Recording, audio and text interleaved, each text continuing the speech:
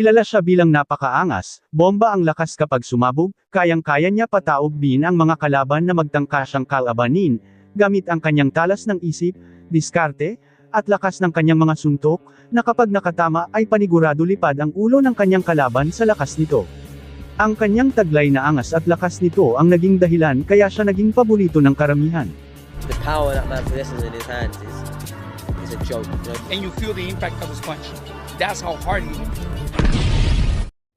Pagkatapos nga pumirma ni John Riel Casimero ng kontrata sa Kamida Promotion, ay madami ang nagtatanong kung kaya nga ba ni John Riel Casimero magbago at madisiplina ang kanyang sarili pagdating sa tamang timbang, dahil alam naman ng karamihan na ilang beses na ito nasangkot sa paglabag sa tamang timbang. Ayon naman sa ulat ng Daily Tribune ng bansang Pilipinas, gusto daw ng Kamida na kunin o dalhin ng mas maaga si John Riel Casimero sa bansang Japan para sa mas maagang training. Sa makatuwid sa ilalim si John Riel Casimero sa mas mahigpit na pagsasanay para hindi na maulit ang mga naging problema nito lalong-lalo na pagdating sa tamang timbang. Dahil plano ng Kamida Promotion ang malaking hakbang para sa malalaking mga laban, ayon naman kay Kamida ay hindi siya nangangako na agad-agad niyang makalaban si Naoya Inoue ang kasalukuyang pound-for-pound king, maliban na lang kung sa mga darating na laban ni John Riel Casimero ay mapapahanga niya ang karamihan, at titiyakin daw ng Kamida Promotion na makakalaban niya itong si current undisputed and 4 World Division Champion Naoya Inoue. Malaki din ang tiwala ng Kamida Promotion na pagdating sa tamang disiplina ay hindi na mauulit muli ang mga paglabag ni John Riel Casimero na hindi pagsunod sa tamang timbang. Kaya gagabayan ng Kamida Promotion si John Riel Casimero ng tamang disiplina. Dahil naniniwala ang Kamida Promotion na muling makilala si John Riel Casimero sa pandaigdigan and entablado ng boxing sports. Dagdag pa ni Kamida na lahat niyan ay nakadepende sa ating former 3 World Division Champion Cuadro Alas John Riel Casimero sa una niyang laban under Kamida Promotion. Kaya isa itong malaking pagkakataon ang ibibigay ng Kamida Promotion sa kanya, kaya kapag ito ay pumalpak muli at muli itong magkaproblema, lalo na sa hindi pagkuha ng tamang timbang ay tiyak ito na ang pinakahuli niyang pagkakataon sa kanyang boxing career, so hindi naman natin maitatanggi na napakadaming Japanese fans ang humahanga kay former 3 World Division Champion Cuadro Alas John Riel Casimero. Dahil sa mga ipinapakita niya sa ibabaw ng boxing ring, lalong-lalo na kung papaano niya patumbahin ng ilang beses itong dekalibreng kampiyon na si Luis Neri. Gulo. Ayan, bumira sa... Aduh, yan na! Bumagsak mga bay, grabe yung kaliwang suntok ni Casimero. 1 minuto pa mga bay, natitira dito sa round 1.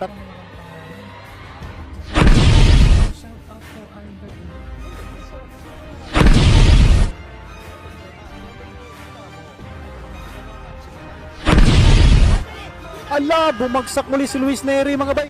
Ngunit ganun pa man mismong si Koki Kamida na ang nagsasabi na hati umano ang opinyon ng mga Hapon kay Cuadro Alas John Riel Casimero, dahil may mga ilan na talagang hindi natutuwa kay John Riel Casimero dahil sa asal nito, lalong-lalo na sa kanilang idol at pinagmamalaki na si current undisputed and 4 World Division Champion Naoya Inoue, aka the Japanese Monster. Bamanat at inulan kasi ang mga post at komento sa Twitter ng mga solid fans Japanese supporters ni Naoya Inoue at hindi nga sila natutuwa sa inaasal ni John Riel Casimero. Dagdag pa dyan, dahil sa ginawa ni John Riel Casimero dito kay Luis Neri na kung saan ay mailang beses ito pinatumba ng angas ng Pinas at sa baluarte pa ni Naoya Inoue, kaya dahil dyan ay galit nga din umano si Naoya Inoue dahil na insulto daw ito sa ginawang pagwawalang hiya ni John Riel Casimero sa mismong bansa niya. So ating tatalakayin ang naging sagot ni current undisputed and 4 World Division Champion Naoya Inoue aka the Japanese Monster, sa hamon ni former 3 World Division Champion Cuadro Alas Angas ng Pinas John Riel Casimero. Alam naman ng karamihan na matapos manalo ni John Riel Casimero laban kay Luis Neri by a knockout, sinabi ni John Riel Casimero na isang duwag si Naoya Inoue, tinawag din niya itong the Japanese Turtle. Ngunit ganun pa man ay hindi naman nagpatinag at meron ding pasabog itong halimaw ng bansang Japan na si Naoya Inoue laban sa former 3 World Division Champion Cuadro Alas Angas ng Pinas John Riel Casimero. Ayon kay current undisputed and 4 World Division Champion Naoya Inoue aka the Japanese Monster, ayon sa post niya sa pamamagitan ng Twitter. Ayon sa kanya, "You won't be able to hit me with such a big swing." Kung sa Tagalog ay hindi mo ako matatamaan ng sobrang swing.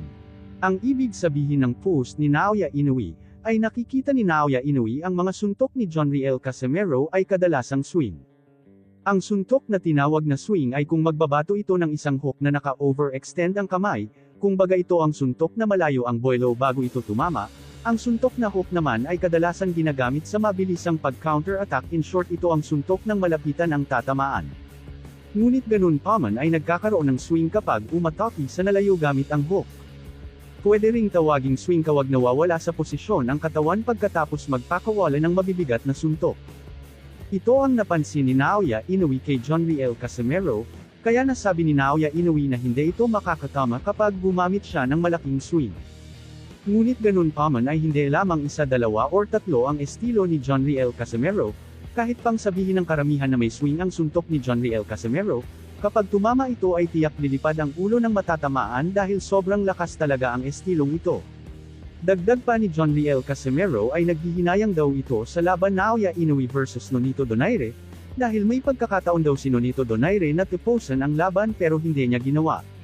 Parihas na dekalibreng boksingero, parehong malakas sumuntok. Paldo. Ikaw tol, Paldo. Paldo. Ayun ang cheer.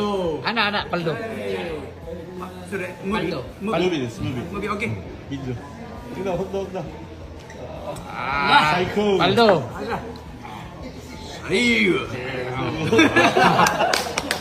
Ayon kay Naoya Inoue ay he would teach her a lesson. Turuan daw niya ito ng leksyon si Cuadro alas John Riel Casimero.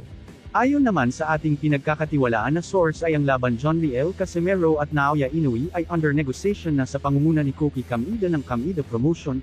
May dalawang bansa ang pinagpipilian kung saan gaganapin ang laban. Madami nga ang nagpost sa social media na magaganap daw ito sa bansang Japan or sa bansang Amerika.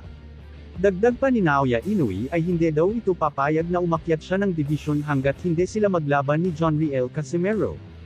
Dagdag pa dyan ay halos karamihan ng Japanese boxing fans ay nagre-request na maglaban na itong dalawang boksingero para magkaalamanan na kung sino talaga ang tunay na halimaw sa lakas ng kamao pagdating sa ibabaw ng boxing ring. Aminado din si Naoya Inoue na nasaksihan daw niya kung paano winalang hiya at pinatumba ni John Riel Casimero si Luis Neri, kaya hindi daw niya mapapalagpas ito. Dahil sa impressive na performance ni John Riel Casimero, ay panahon na. At ito daw ang pinakahihintay niyang makalaban. Planong ikasa na ang laban sa lalong madaling panahon at magaganap daw ito sa buwan ng October or November taon kasalukuyan. Thank you for watching. Salamat sa inyong panunood. This is Wins World TV. Saying peace, love and good vibes lang tayo lagi. Okay, alright.